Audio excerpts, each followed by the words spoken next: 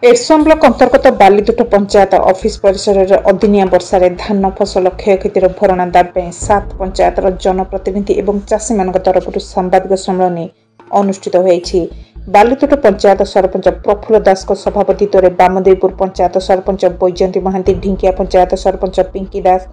गड़खुंचक पंचायत सरपंच कविता दास, चटुआ पंचायत सरपंच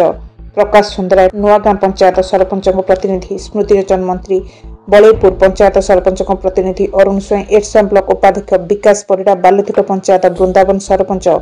विभुरंजन सामंतराय, अखिल वल्लभ स्वयं, बालीतुट समवाय समितिर सभापति हरिहर लिंगराज महांती,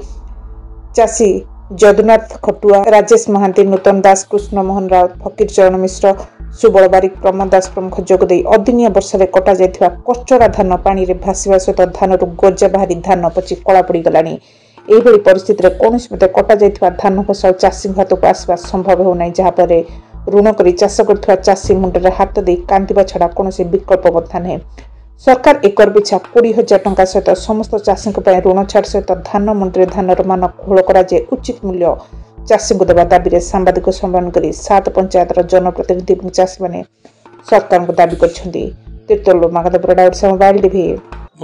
हरिहर लिंगराज महांती, सभापति बालीतुट सेवा समवाय समिति। मोर गोटे आम बालीतुट सेवा समवाय समिति गोटे बड़ सेवा समवाय समिति बालीतुट पंचायत, बामदेवपुर ग्राम पंचायत, अंधारी पंचायत रु किछि नहीं ए सेवा समवाय समिति गठित। पाखापाखि वर्ष आम खरीफ ऋण 10 कोटी टंका देइचु एवं जो अदिनिया वर्षा होती चाषींकर मेरुदंड भांगी जाइछि। सरकार को एतिकी अनुरोध जे सेमाने कृषक मानकु साहाय्य सहयोग करंतु एवं कृषक मानकर कृषि ऋण जो समवाय संस्था नहीं छाड़ करंतु। आउ जो माने भाग चाष करछंती बा सेमानकर किछि रेकर्ड ना नहीं से मानकु सहायता प्रदान करने व्यवस्था करंतु। बर्तमान जो सरकार धान जो एफएक्यू धान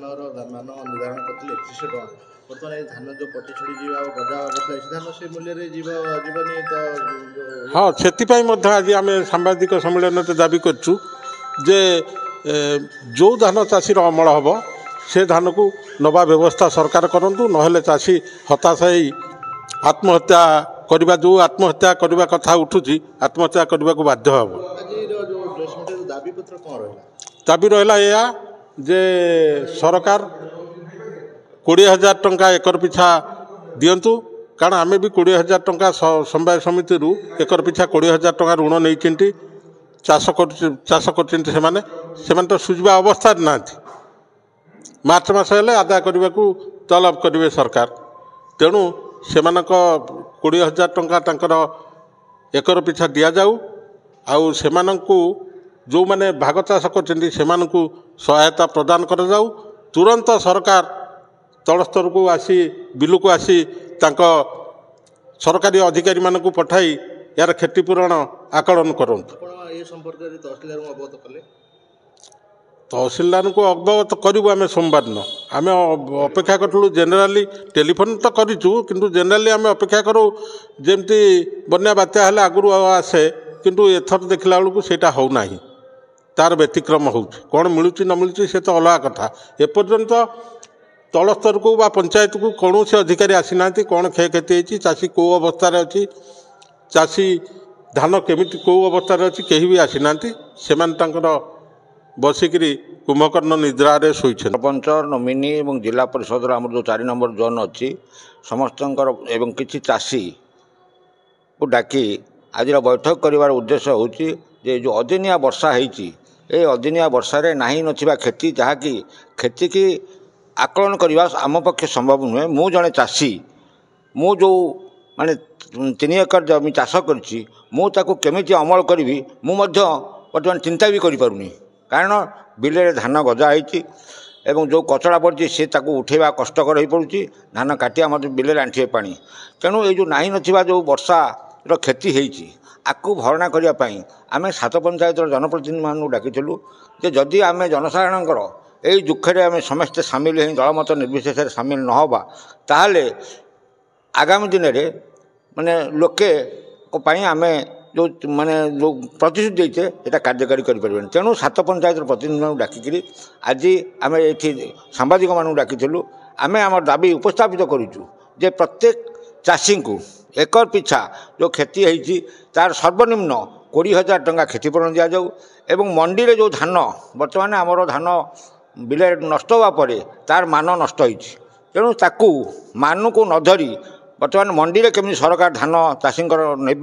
से आईन प्रणयन करूँ। तृतीय कथा हूँ जे बर्तमान चाषी की पर्याप्त क्षतिपूरण दि जाऊ एवं जदि सरकार आम कथा को आगामी दिन में कर्णपात न करती आम ए अंचल चाषी दलमत निर्विशेष एकजुट हो आम आगामी दिन में दुर्बार जन आंदोलन तैयारी करूँ बोली आम आज शपथ नहींचु एवं आगामी दिन में कार्यकारी करूँ। मो ना अखिल बल्लभ स्वाई मु बालतुड़ ग्राम पंचायत पूर्वतन सरपंच। ये शीत दिन में जो अदिनिया लघुचाप सकाशे वर्षा है 21 तारिख ठार 26 तारिख पर्यंत ये वर्षार लोक मैंने बहुत हंतसत होती बिले धान कटा पड़ी तथापि 1.5 फुट ला पानी